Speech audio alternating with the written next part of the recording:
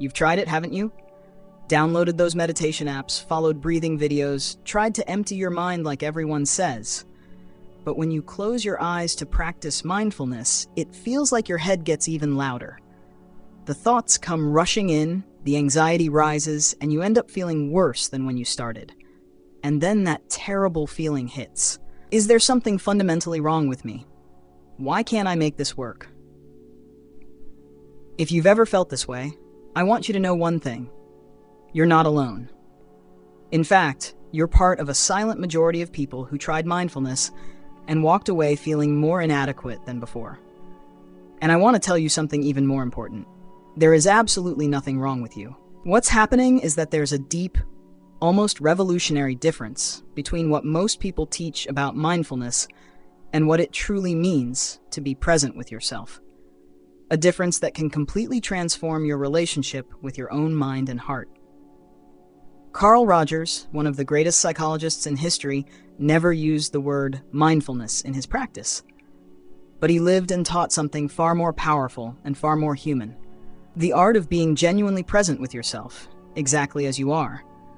Not as you should be, not as you wish you were, but as you are right now, in this moment, with all your chaotic thoughts, confused feelings, and beautifully human imperfections. The difference may seem subtle, but it's revolutionary. And today I'm going to share with you 3 truths about presence that few therapists talk about, but that can completely change the way you relate to yourself. 3 truths that may show you that maybe you don't need to be fixed to find peace. Maybe you're already perfect, just the way you are. The first truth that needs to be said is this: mindfulness is not a technique you do, it's a natural state you allow to happen, and that difference changes everything. Rogers discovered something fascinating in his more than 40 years of working with people. The more we try to control our inner experience, the more it pushes back. It's like trying to hold water in a clenched fist. The harder you squeeze, the more it slips through your fingers. Think for a moment about the times in your life when you were truly present. Maybe listening to a song that touched your soul so deeply you forgot the world around you, or talking with someone you love, lost in that moment of connection, or even watching a sunset that left you speechless. In those moments, were you consciously trying to be present? Of course not. You were simply there, fully, naturally, with no technique or method. That's the genuine presence Rogers spoke of. It's not about disciplining your mind or controlling your thoughts. It's not about forcing serenity or manufacturing peace. It's about allowing yourself to be with whatever is happening inside you, without judgment, without the rush to fix or change it. Many mindfulness techniques teach us to watch your thoughts like clouds passing in the sky, or to let them go. But Rogers teaches us something completely different and much more compassionate. What if you simply acknowledged that those thoughts are there? What if you gave them space to exist instead of trying to make them disappear? When an anxious thought shows up, instead of fighting it or trying to let it go as if it's something bad, you can simply say to yourself, I'm feeling anxiety right now. It's here with me in this moment. You don't have to do anything with it. You don't have to fix it. You don't need it to go away for you to be a good person. Just recognize its presence, like you would acknowledge the presence of a dear friend who came to visit. The difference is subtle, but profound. One approach treats your thoughts and feelings as enemies to be conquered. The other treats them as legitimate parts of your human experience, worthy of recognition and acceptance. The second truth is perhaps the most liberating of all. You don't need to become a different person to find peace. You need to fully accept the person you already are. Rogers called this unconditional positive regard, but let's use words that truly resonate. Unconditional self-love. That means loving yourself not just when you're calm, not just when you manage to meditate perfectly, but especially when your mind is a complete mess, when your heart feels tight, when you feel lost and confused. Let me share something that might sound revolutionary. Many mindfulness approaches tell us to not identify with our thoughts, as if our thoughts are something separate from us. But Rogers invites us into something much deeper and more honest, to fully accept that we are thinking, feeling beings, and that this is perfectly normal and beautifully human. Imagine for a moment that your anxious mind is like a scared child living inside you. Most techniques teach you to ignore this child or try to soothe them quickly, as if their fear were a problem to fix. But what Rogers suggests is completely different. Sit down next to that child, gently place your hand on their shoulder, and say, "I see that you're afraid. It's okay to feel fear. You don't need to stop feeling this for me to love you. You are loved exactly as you are." And when we do that, when we truly do that, something almost magical happens. The scared child inside us no longer needs to scream to be heard. They can relax, they can breathe, because they finally feel seen, heard, and deeply held. This doesn't mean settling for suffering or passively accepting everything that hurts us. It means understanding that genuine acceptance is always the first step toward any real and lasting change. You don't change by fighting who you are. You change by embracing who you are and allowing your natural wisdom, your innate tendency to grow, to find its own path. Rogers deeply believed that each of us carries within a natural force that drives us toward growth, healing, and balance. He called it the actualizing tendency. It's like a plant that naturally grows toward the light, even when it's rooted in a small pot. But this force can only act freely when we stop fighting against ourselves. The third truth is the most transformative of all. Being present doesn't mean having an empty mind or reaching a permanent state of serenity. Being present means being completely honest about what's happening inside you, whatever it may be. Rogers often spoke about something he called congruence, the harmony between what we truly feel inside and how we present ourselves, even to ourselves. In simple words, to be authentic, genuine, real, especially in your relationship with yourself. Many people think mindfulness means reaching some kind of permanent zen, where you float around always calm and serene. But true presence, Rogerian presence, is something very different. It's about being consciously present with whatever is happening inside you: joy, sadness, anxiety, confusion, peace, restlessness, anger, love, fear. All of these emotions are valid. All of them are part of your human experience. Let me tell you something that may sound strange.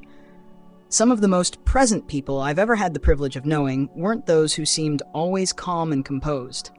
They were the ones who could say things like, "I feel completely lost today.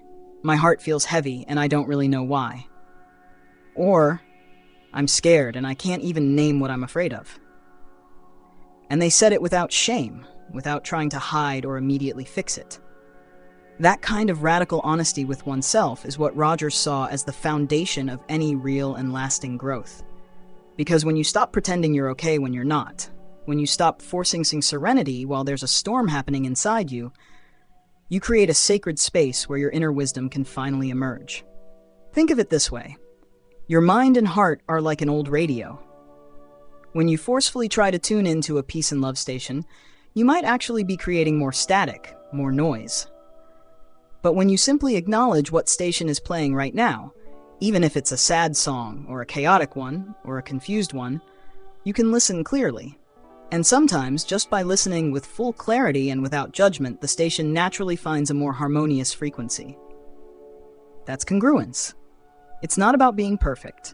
It's about being real. And there is something deeply liberating in discovering that you don't need to be perfect to be loved and accepted, especially by yourself. Now, I want to invite you to a small experiment. It's not a technique, not an exercise you need to do correctly. It's simply a moment of total honesty with yourself. If you feel comfortable, close your eyes for a moment, or just allow yourself to become a little quieter inside. And then, with all the gentleness in the world, ask yourself, what am I really feeling right now in this very moment? Not what you should be feeling, not what would be more appropriate to feel, not what you wish you were feeling. What are you truly, genuinely feeling? It might be tiredness. It might be anxiety. It might be gentle curiosity. It might be sadness. It might be a messy mix of several emotions all at once. It might be that you can't even name what you're feeling.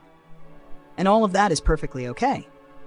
Whatever shows up, just acknowledge it with kindness. This is here with me now. That's okay. You don't need to change anything. You don't need to fix anything. You don't need your feelings to be different from what they are.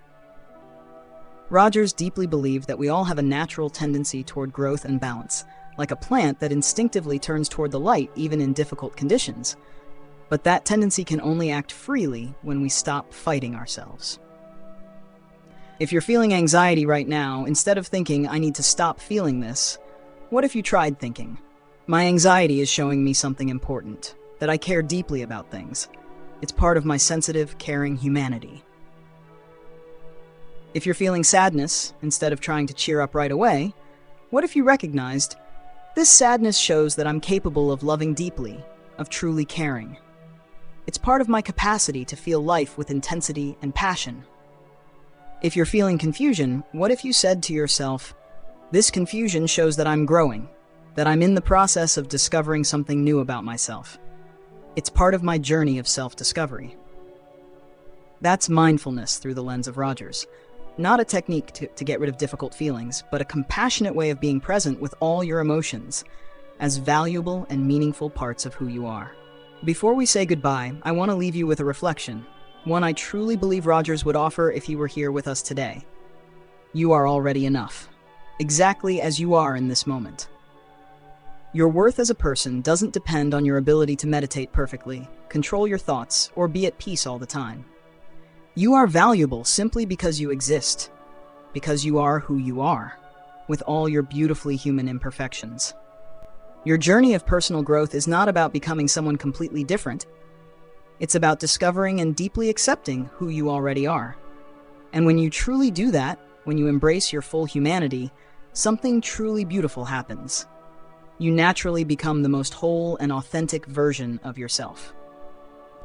True presence is not a goal you have to achieve. It's a daily act of courage. The courage to be with yourself, fully, honestly, without masks, without judgment, and without the need to be perfect.